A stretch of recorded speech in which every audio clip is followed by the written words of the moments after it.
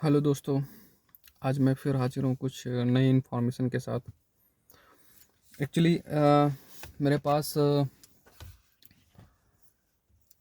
Romania work visa high demand, मेरे पास कुछ इन्फॉर्मेशन है। Romania work visa high demand मतलब कि यहाँ पे सबसे ज़्यादा कौन सी जॉब की डिमांड होती है, कौन सी जॉब है जो सबसे ज़्यादा रिक्वायरमेंट होती है, कौन से जॉब की सबसे ज़्यादा यहाँ पे रोमेनिया में। ठीक है, एक्चुअली क्या है कि रोमेनिया में जो है ज़्यादातर बिल्डिंग वर्क होता है यहाँ पे।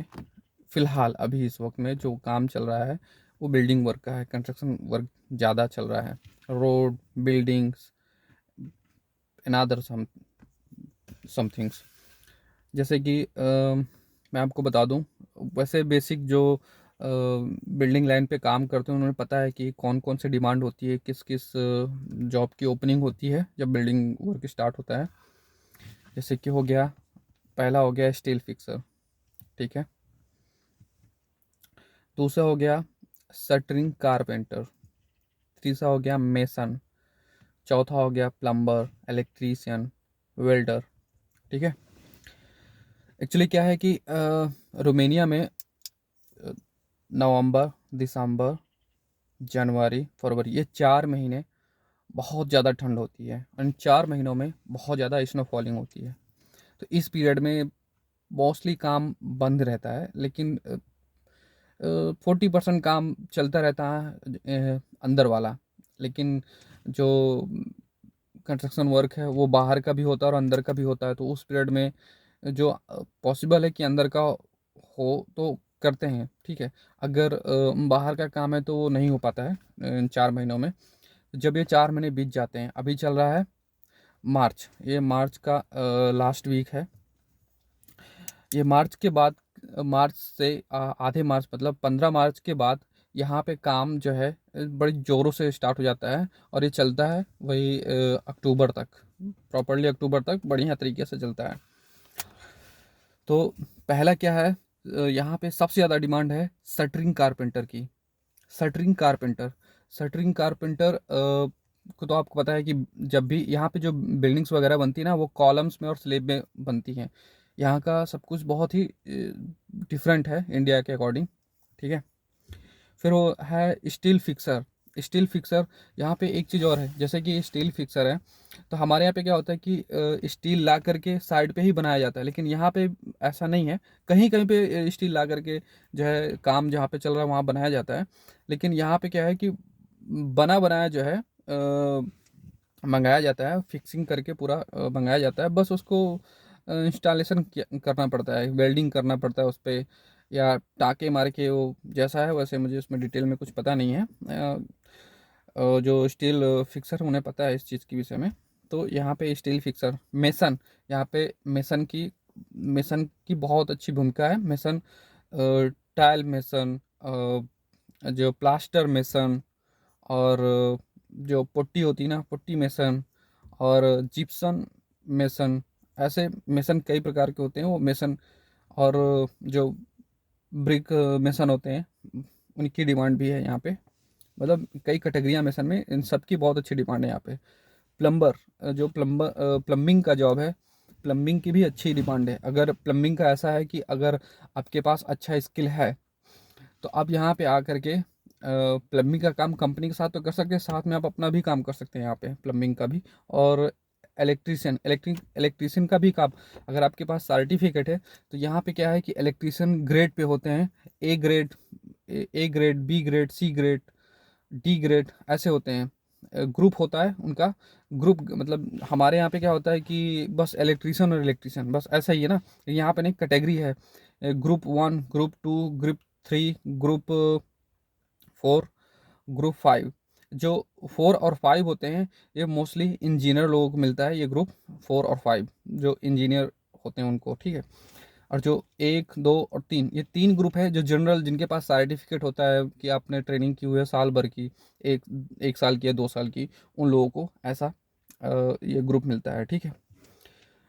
और बिल्डिंग जॉब, ये बिल्डिंग का भी बहुत ज़्यादा काम होता है बिल्डिंग वर्क पे।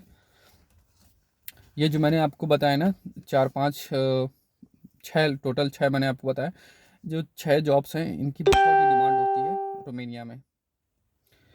और दूसरी चीज़, अगर आप रोमेनिया आते हैं, मान लीजिए कि आपको वहाँ से वीज़ा मिल रहा है, लेकिन आपके पास सर्टिफिकेट है, सर्टिफिकेट इंडियन सर्टिफिकेट है, बट वो रोमेनिया में नहीं चलेगा, उसके अलग प्रोसीजर है। आप क्या करें कि आप अपने सर्टिफिकेट को वहाँ से अपोस्टल करवा के लेके आएँ, ठीक है। आप आ जाइए। वैसे मोस्टली जो है 95%, 90%, 95% जो है रोमेनिया अनस्किल्ड वीज़ा ही इशू करता है। वैसे वीज़ा वो हर तरह के इशू होते हैं रोमेनिया से, बट क्या है कि सबसे ज़्यादा ईजी होता है वो अनस्किल्ड वीज़ा होता है, ठीक है। अनस्किल्ड वीज़ा में ज़्यादा पेपर की ज़रूरत नहीं होती। तो प्रॉपरली जो कंपनियां हैं वो यही इसी वीज़ा को अप्लाई करती हैं वर्कर मंगाने के लिए बाहर से। मान लीजिए कि मैं आपको बताता हूँ कि जैसे कि आपके पास स्किल है आईटी का, आईटी सेक्टर में, तो आप इलेक्ट्रीशियन में आ सकते हैं, वेल्डिंग में आ सकते हैं। अगर आप नहीं, सॉरी, बिल्डिंग में तो नहीं आ सकता आईटी वाला बंदा, बट एक जेन्युइन मतलब जनरल वर्कर में आ सकता है वो। यहाँ पे आने के बाद फिर 6 महीने काम करे और अपनी फील्ड में ट्राई कर सकता है। यहाँ पे वो आईटी की भी अच्छी जो है, आईटी का भी एक अच्छा सेक्टर है। सेम आप अपने सर्टिफिकेट वहाँ से लेके आइए अपोस्टल करा करके। यहाँ पे आने के बाद रोमेनिया में उसे ट्रांसलेट कराएं, और फिर वो आप अपने सर्टिफिकेट को आप अपनी कंपनी को सबमिट करें कि सर मैं स्किल्ड हूँ और ये मेरा सर्टिफिकेट है। वो फिर आपका जो पहला जो वर्क परमिट निकलेगा वो अनस्किल्ड में निकलेगा, ठीक है। लेकिन जब आप अपना ये देते हैं, सर्टिफिकेट देते हैं, तब आपका जो कॉन्ट्रैक्ट है ना वो स्किल्ड के साथ ऐड होगा। ये करवाना बहुत ज़रूरी है। क्यों? क्योंकि इन फ्यूचर जब आप या तो रोमेनिया में दूसरी जॉब लेंगे तब आपका ये एक्सपीरियंस काउंट किया जाएगा, या फिर आप रोमेनिया से बाहर जाते हैं किसी अदर यूरोपियन कंट्री में, तब आप अपना ये एक्सपीरियंस काउंट करा सकते हैं, उस पीरियड में ये काउंट होगा, ठीक है। तो ये आपके लिए बेनिफिट है कि आप अपना अगर आप काम कर रहे हो जिस फील्ड में, उसका सर्टिफिकेट है आपके पास, तो आप उसका पूरा इस्तेमाल करें। आप पेपर सारे जिस फील्ड में आप काम कर रहे हो उस फील्ड के पेपर बनाएं, वो आपके लिए बेनिफिट रहेगा, ठीक है। ये मैं आपको बताना चाहता था कि ये 6 जॉब्स हैं जो रोमेनिया में बहुत ही पॉपुलर हैं, इनकी बहुत डिमांड होती है। और इस समय रोमेनिया जो है बहुत तेज़ी से जो है वीज़ा जो है यहाँ से इशू कर रहा है। बहुत सारे वीज़ा निकाले हुए हैं रोमेनिया ने, टारगेट रखा हुआ 2022 का। लेकिन प्रॉब्लम क्या है कि इन्होंने जो अपना